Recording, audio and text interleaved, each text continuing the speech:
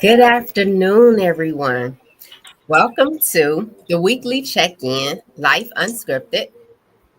We have a guest today. Her name is Julie. And then we have Keisha and Francis. So I'm going to give each person time to introduce themselves. But we're going to start off with our guests. Welcome, Julie. Hi, everyone. My name is Julie Harris. I am a cement finisher out of Local 502 in Chicago. I have been in the trades 27 years, and I was a laborer for 5 years before I became a cement finisher. So, pretty much I did building trades and the road work. I've done everything from epoxy to troweling floors. I've done major projects like a lot of people know in Chicago when we go down the Eisenhower called the Hillside Strangler. Done that. Done the expansion of Midway when back in the early 2000s. Did part of O'Hara. Major stuff. So at the same time, like I can say, it's not many women in my trade. It's not a lot of women in, what can I say? It's not a lot of women that are cement finishers. So we don't have that many women, and especially not Black women. So that being said, I'm always with probably 17 to 18 men, and I'm the only woman. It's a very hard trade. Um, you get a lot of bumps and bruises along the way. You'd be lucky if you come out of it okay on the top end. Let's say that. Very few of them last for 30 years. I can't say that. Awesome. Well, thank you for introducing yourself. Keisha, can you introduce yourself? Hi, my name is Keisha L. Blair. People know me as Keisha the Electrician, and I'm a speaker. I am a podcast host of Alpha Intuition, and I'm also a youth advocate for the skilled trades. Awesome. Thank you. Francis. Hi, my name is Francis Hawkins. I'm with Primerica Financial Services. I specialize in life insurance and investment, preparing our people for their retirement, for their future, and educating them on the right type of investments and life insurance. Hi. Hi, I'm Veronica White. I have a nonprofit. It's called Help from a Sister, where we cater to single parents who have a child on the autism spectrum. We provide tools, techniques, and resources to help them transition from where they are to where they want to be. And this is our weekly check in, and we're still honoring women in construction.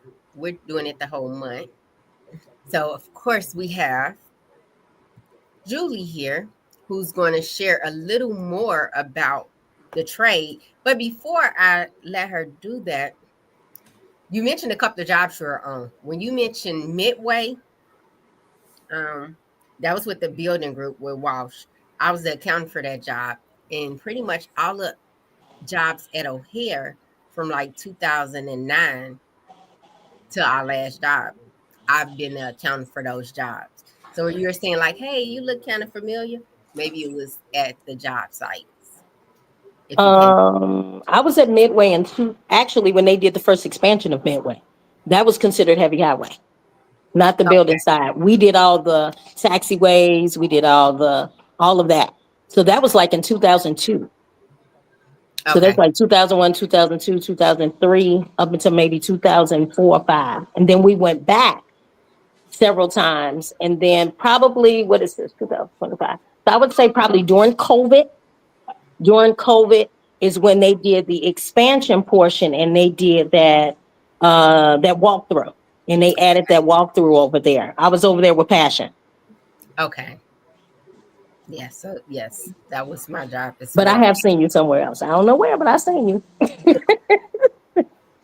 All right, sounds good. So today we're going to talk more about women in construction, and then we're going to touch bases on credit. This is also National Credit Month.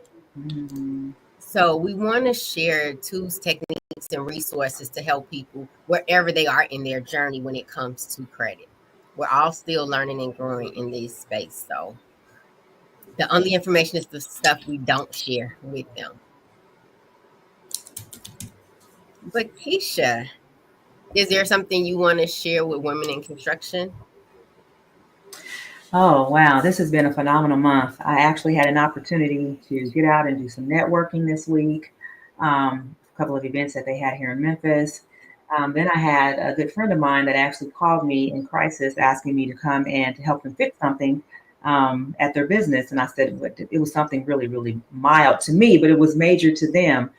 And I'm sitting here, okay, now I tell people, I'm at that age to where I like to teach people as opposed to get out and do the electrical work myself. But because it was a friend, I got her up and going, and she was just so happy. And I've been looking for a space to have my workshops. And then she offered for me to have my workshops at her location. So that's more to come. But I'm working on my Crafting Careers That Build tour. And if you go to craftingcareersthatbuild.com, you'll see that there's a landing page there, but there's more to come on that. So this is me getting out there, helping, getting into the schools to tell the schools more about the benefit of having a building trade under your belt and working in those fields that lead you to construction and ultimately to those lucrative careers for construction. Awesome. But did you drop the information you just Oh, did? hold on, let me see. Yeah, so we can share that information with the Okay. community as well. But while you're looking for the link, I'll click on it when I see it. Francis, do you have anything you want to share on women in construction or on credit? Um, let's go to the credit part. I gathered enough information about one particular incident that just happened that I didn't know it could happen this way. One of my friends, well, my sisters, is looking to purchase a home. And what she had done was she had locked her Experian credit report. By it being attached to a different phone number, it was very hard for the lenders to pull her credit report. So she had to go through a lot of red tape to get that done and taken care of and things of that nature. She was worried and concerned about not being able to get ready to start looking at the homes like she needed to because they couldn't pull because the phone, and she no longer had the phone numbers, the moral of the story. So Mm. she wasn't able to tap into it. So the advice that I can give right now for this go round is whenever you change your phone number, make sure you let the credit the Experian and people them like that know so it can always be linked to you just in case you can't get it through to the other number.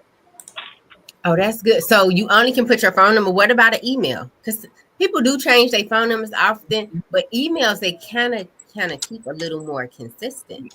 Yeah, but that wasn't working either. It was not linking in with her. If somehow, because they needed to send her, this is why they need to send her a code, Mhm. and the code would have been linked to the phone number she previously had. Okay, Yeah, sounds great. Well, I'm going more for back the next to woman. okay. All right, Julie, I'm coming back to you to share. Can you share a little about your journey? Because you've been in construction for a minute. So, Um, yes, I can. I started construction in 1995 with the city of Chicago. I started as a laborer. I was with Curb and Gutter, which is the Department of Transportation. I did that for about a year and a half, maybe 2 years with them. Then I had a twist in my life, ended up getting pregnant. And of course, I wasn't able to work because at that time, when you get into construction, if you're pregnant, they don't let you stay on the job. It was dangerous at that point. Had my son. I didn't go back to the city. I ended up going private. At that point, when I went private, that's when I entered the private sector of that world of learning construction because it's totally different working private than it is working for the city of Chicago. Um, Went on from there, was able to be a laborer. I was a laborer and I helped to do Millennium Park. I was actually on the stripping crew with the carpenters. Totally different ball game. I was a different level. That's when I really understood what construction really was about because it was, I can say I learned a lot. It was a lot different than working with the city. So that's when I made a determination about what it was that I wanted to do because I had two kids at that point. So I had to make some real, I had to make some real choices about where did I want to go and what direction did I want to go in. And I had an opportunity to pick a trade. So that opportunity came, and I chose cement finishing because, for one, it didn't take as long. Our trade was only 3 years. I didn't want to start. I didn't want my pay to go so low because, like I said, I was a single mother, had 2 kids, so I had to like make some real life choices. So I said, okay, I know concrete, not a big deal. So I ended up becoming a cement finisher. I started with Walsh Construction. They sponsored me. And my first job actually with Walsh, like I said, I started my apprenticeship with Walsh at Midway. And then I did Midway. Then at that same time, we were working and they started the Hillside Strangler. So we was all on the Eisenhower.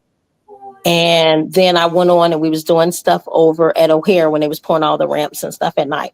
So I did so many different jobs, Whacker Drive, all that stuff. And then as time went on, I just learned more and more about my trade. I got more and more comfortable. At one time, they wanted to always keep the women sectioned in one group. And that was either if you were in the buildings, they wanted to keep you in the buildings. If you were on heavy highway, they wanted to keep you on heavy highway. But we all know heavy highway, once the winter comes, you're not working. So now you're either getting unemployment or you got to find another job, or whatever the case may be. So for me, I ended up developing relationships with some of my business agents. And I told them, hey, listen, I need to work. I can't sit at home during the winter. I need to, make some money. And, a couple of them was like, nah, you stay. And I was like, nope. Mm-mm. So when one wouldn't help me, I'd move on to the next one. So I would call whoever answered the phone. It didn't matter to me because it was all the same for me. So one of them said, hey, no problem. I'll put you never really poured floors. I hadn't really poured floors at that point. I had played with it a little bit, but I didn't know enough about it. So he started sending me out. So I started learning the building trade, which that gave me an opportunity to learn how to run some of the bigger machinery. And then I learned how to really trial floors and understand what that looks like, because it's totally different than pouring heavy highway. And when I wasn't working in the summer months on heavy highway, I would go to the building trades in the winter. So I was able to work year round. And then I was able to bounce from job to job to job. So I was able to meet so many different guys. I didn't have to wait and sometimes call BAs. I was able to call one of the foremans or the superintendents and say, hey, I'm looking for work. And he'll say, oh, Julie, I got some work for you. You available? Yeah. So that's how I was able to work at Kennedy King. I helped do Kennedy King with 2-in-1. Oh, okay, awesome. Yeah, we did the new Kennedy King. I did the University of Chicago when we did first of all, we did the first, when they had the area they did for the police station that they put over there. Then we went on and we did the dorms over there. So done several jobs in Hyde Park, a whole bunch of them. But what I can say that in this trade for women, it has not been an easy journey. How can I put it? And I don't want to say it like this, but I'm just going to be really honest. The racial barriers are real. It's real. It's really real. I've had instances where I've even asked to bring other women in, or even Black men at that point. And you'll get, well, okay, wait a second. We'll see. Or do they have a sponsor? Well, we'll get there. We'll get them somebody. Not a big deal. Oh, well, right now work is slow. But it would be like, wait a minute. But you'll have a conversation with somebody else and they'll tell you, oh, yeah, so-and-so just got his neighbor's son in. Really? I was just told that work was slow. So at this point, I would just go to the head, to the president, like, hey, what's really going on? Because our demographics is not looking the same. And they would say, well, wait a minute, Julie, it's not like that. And it is like that, though, because this is what we're looking at. And as far as women, I didn't have a lot of women I worked with. I probably worked in my years of being a cement finisher, maybe 10. Oh, wow. Maybe 10. And that's in a period of time. 10. Right. I can count 10 on one hand. So I can tell you, we probably don't even have 10 women that are in Local 502. And when I say 10, I mean 10 in heavy highway, including heavy highway and the building trade. Yeah. Now, the city, that's a totally separate entity. But in the private sector, no, it's not. A lot of them have left. Some left because work was really slow for them, or some left because, of course, they play the we don't have any work. So, of course, when you gotta eat, you gotta figure something else out. So I know women that have left and have not came back. And it's sad to say, I don't think that they actively look for women, and I'm just being honest, they don't. Um, for But me, can I I ask think you they a have to be question? forced to look for women. Is there a way? Um, do you are you a part of an organization that will help bring women in? I am. I was chosen to be a part of Chicago Cook County Tradeswomen Committee. That is a committee that was formed under NAB 2, and they added Mike from the building trades. So NAB 2 and the building trades have this committee, and there's 14 women on this committee from different trades. They Okay. have a Chicago committee, and they have a Las Vegas committee, and I think Wisconsin. What happens is we all meet and we get together and we talk about different things that are going on, and we try to figure out how to implement certain change. Recently, coming up, we're going to Camp Naywick. That's going to be at Weston House High School. Naywick does this every single year. They bring all of these young girls and allow them to sign up from all the different high schools, and they're able to come for one whole week from March 24th to the 28th, Hold on. and Is they there do a way? something different with them. Do you have any information on that? Even if you don't have it now, if you can share it with me, Yes, I will. therefore Sure. next week we Yes, can I let sure them will. I'll know. give you the Chicago Metro chapter. The chapter's 325. Valeria Wright is the president of the Chicago Metro chapter of NAWIC. Mhm. She does this Camp Naywick every year at Weston House. So this year we went over to Lindblom. We had, I think they said 12 girls signed up from Lindblom High School. They did Crane High School. They did probably about 6 high schools. So they have several. I think we have a total of 50 young ladies that are supposed to be at Camp Naywick. And every day they're doing something different with them. They're going to go over to Ozinga and visit the Ready Mix company, the site. Then they're going to go over to, where did she say they're taking them? They're showing them blueprint reading. Then they Okay. have another young lady from Passion. It's going to go over some things with them. And just so happens, I met a young lady with Passion. She does all of their social media, but she does stuff with drones. So Mm. she's going to teach them about how they set up, and she does all of their social media and looking at all their buildings, and going to show them how she does everything with the drones and stuff for them. So they have something every single day. Now that last day, it's going to be myself and probably 6 or 7 other young ladies from my committee. And we're going to come and we're going to speak to the young girls and tell them about what each one of our trades do, how they can participate, how they can sign up, and might do a demonstration. Last year, I showed them how to build boxes, like little pads, little concrete pads, and they put their names on them. Another young lady was there. She talked to them. She's an insulator. She talked to them about insulation. And then Phyllis she's the president of the local 1092 for the city of Chicago. She was there. She's on the committee as well. So she talked to the young ladies and stuff. So we've been doing a lot of stuff. I do go out to the high schools, and I do go out and talk to the kids, and I do different things at different high schools and try to get the young ladies to understand how important it is that, everybody doesn't go to college, but this is another way for you to be able to come into something where the trade is going to always be yours. Always. You can take it with you wherever you go, no matter where you live, you can take it with you. So just talking to them and trying to get them to understand what the trade really looks like. It doesn't always have to be where you're a cement finisher like myself or an electrician like Keisha. You can become a project manager. So many different things you can do. They have attorneys that deal with construction. So it's so many different things that you can do. You don't necessarily have to do what I do per se, or what Keisha does, or anything like that. So Yeah, I agree with that yeah, 100%. they don't necessarily have to be a tradeswoman. There's so many different things you can do. You can be in an office and still make a difference. So Absolutely. yeah, Uh, so I go out and I enjoy doing it. Let me say that. I okay. do enjoy doing it. I enjoy outreach. I do. Awesome. Thank you for I do. sharing. So, do you have any tips on credit? Where are you with your credit journey? Did you see that ad? No, I'm So just that kidding. look, so No, that's mine's is okay, but I'm building more. And maybe you can help me and tell me some stuff Mhm. because I need to understand it. Okay, so you see all these people out here and everybody got a credit class.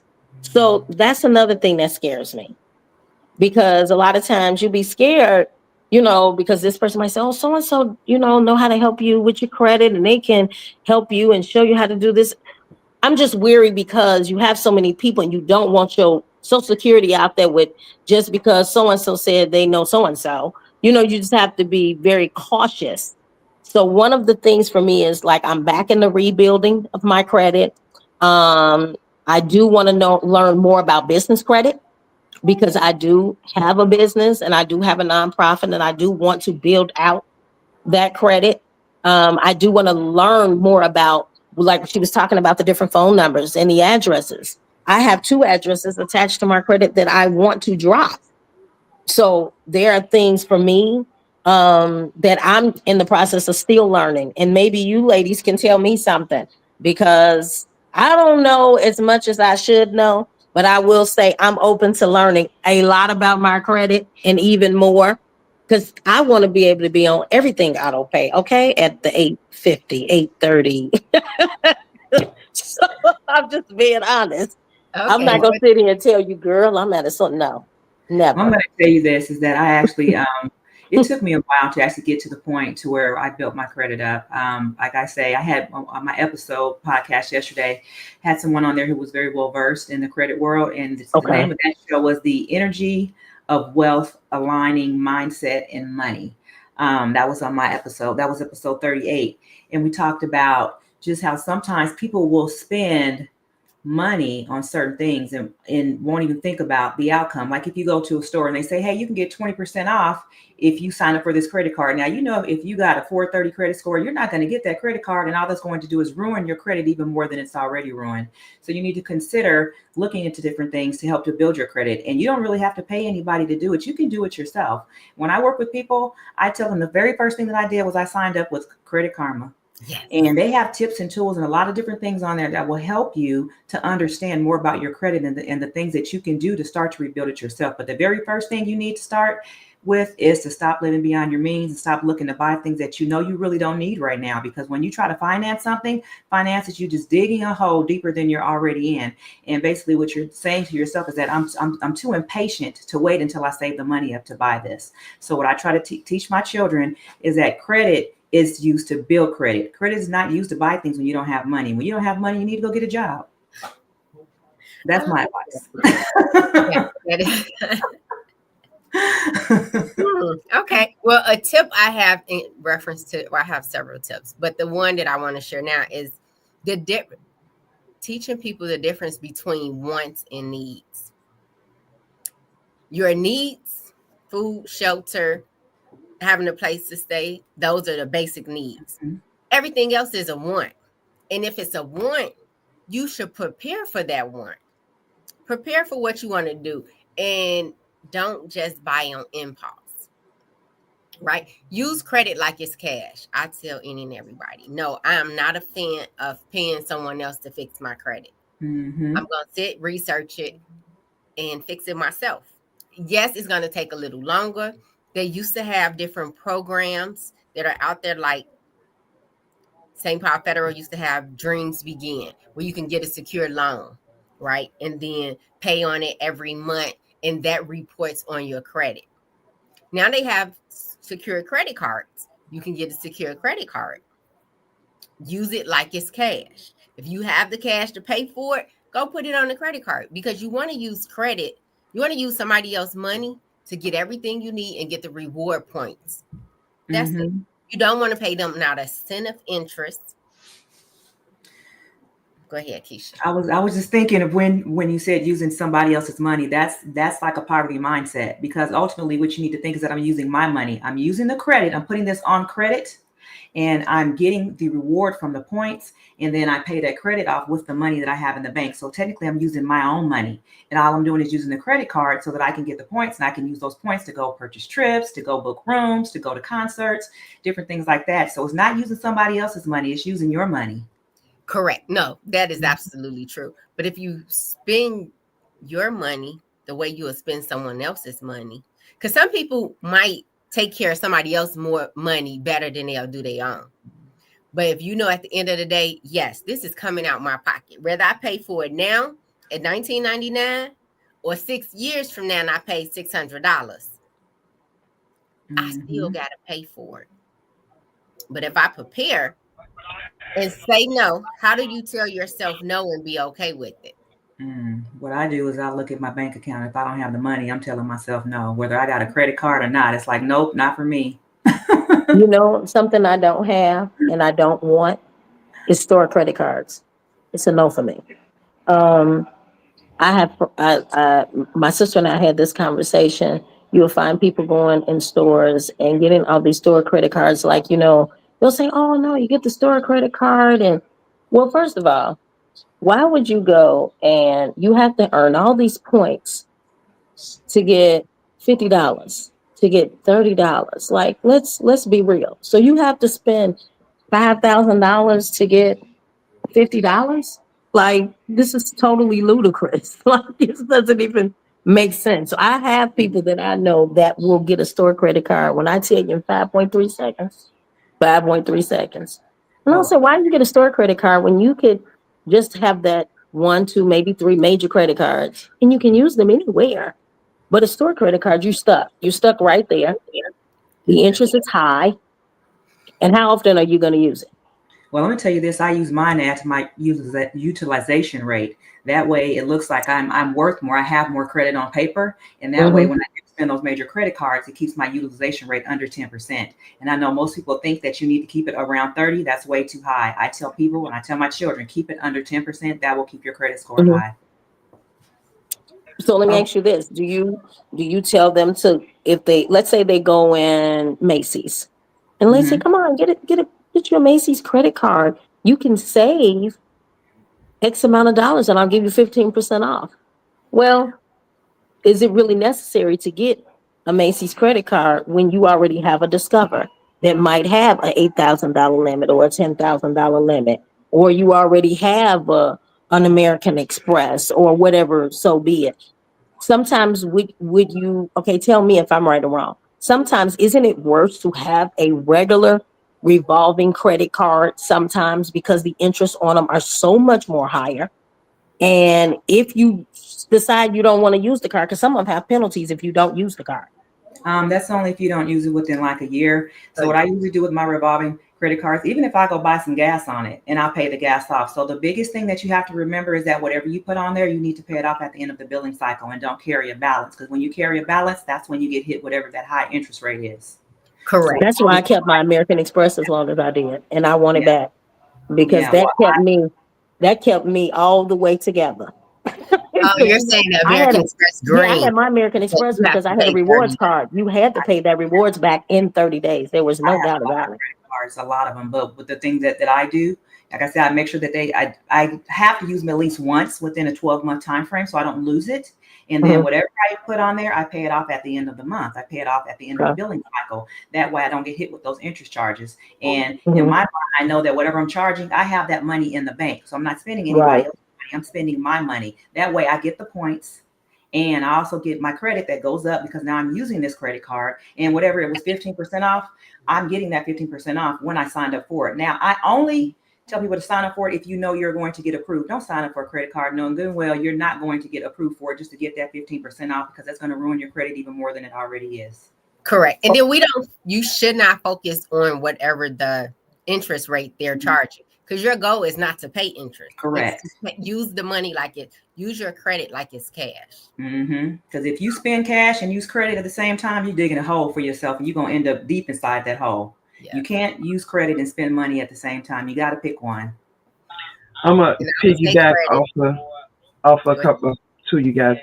Uh, you're right. I would take time out and get my own credit together because trusting somebody else is the worst thing to do. And then they have it where it'll stay out for 90 days so you can purchase a house, but then it's coming right back when you could take your time in setting up something with the creditor to where you could pay half of what you owe, sometimes under half of what you owe.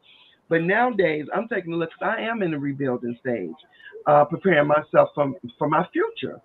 But you got Kalana, you got Afterpay. You got all these other places. I would prefer to utilize them with no interest, even though it's coming out every 2 weeks. So I know I'm on a budget. Whatever coming out, I can still purchase some things that I want. They selling anything from tires, refrigerator stoves. I'm just exaggerating about that. I haven't seen that part, but they are doing so much to help people get things that they want without using credit. So you can still build your credit and get some of the other things that you want and use your credit for emergency purposes. That's what I've learned the hard way. They have each lane for things to go in so I can keep on my credit, what, gum or something like that. It can save utilization and still get the clothes I want if that's the case, or the purse I want. You know what I'm saying? Because that's going to make sure you're on a budget because when that paycheck hits your account, you atomizing everything that you got coming out and you're going to put that in. So that's what I'm saying. Use another source instead of using your credit card. Use Carlano or Or Afterpay. even a firm. Even Oh, a firm. A firm actually checks your yes, credit. there's a firm. You cannot get a firm or shop the shop pay if they don't check your credit. Yes. Okay, That is y'all. a given. That's a good topic. I think credit. I see we need to have some more discussion on this. So we're gonna continue this conversation to next week. I like what you all said. I like to put the information out there about the other programs that you can have that will break the payments down for you. But I'm gonna come with some more information because my goal is how about save for that purchase before you get it? So Mm-hmm. therefore you already have the money. And now once you have the money and it's been a period of time, do you still want that? If you still want it, hey, your reward is I sacrificed and saved for it. But let's have this conversation next week and we're gonna talk more about credit because it's national credit and women in construction. All right. So thank you all so much for sharing your information. Julie, it was a pleasure having you. If you're available next Sunday and you want to get on with us, you are more than Yes. welcome to. I thank you, ladies. I thank you so much for inviting me. I learned some stuff that I didn't know. And yes, I will be back because I want to learn more. And it was great meeting you guys. You as You well. as Thank you for well. sharing your story. Appreciate it. Thank you for Thanks. joining. All right, Keisha, Francis, Julie, any last words or can we sign out? Crafting Careers That Build tour. Go to my website, craftingcareersthatbuild.com, or you can just call me on my number that's listed on the screen, and I can come into your schools and speak to the kids about skilled trades. You Awesome. can catch me on Facebook and Instagram under my name, Julie Harris, or Julie_Shy Health. Send me a message. And I also go to the high schools here in Chicago. I am a chairperson for the Chicago Cook County Tradeswomen Committee. And I'm also a member of NAWIC. So you ladies or men, anyone can reach me that way. And I thank you so very much. You're welcome. And Julie, you're going to send me some information so I can put that out there next week about the different programs you all have Yes, I coming up will. so we can I sure share. will. I will not forget. Sounds great. Francis, Okay. any last Yes, you word? guys, if you want more information, what I'm doing now is I'm sending out brochures about how money should work for your future for retirement so you won't go back to work during the age of retirement. And also, I'm giving out free financial need analysis. So, therefore, you can see how much money you need to accumulate for retirement and don't depend on Social Security and things of that nature. You can reach me under my name on Facebook and Instagram. Awesome. And remind me next week too. I have a tip about Social Security, even though we shouldn't depend on it. They got some information that I like to share Okay. with about it too. All right. Well, thank you, young ladies, for sharing. I hope y'all enjoy the rest of your Sunday. Thank you for tuning in for the weekly check-in, Life Unscripted. Talk to y'all soon. Have a great one, guys. Bye.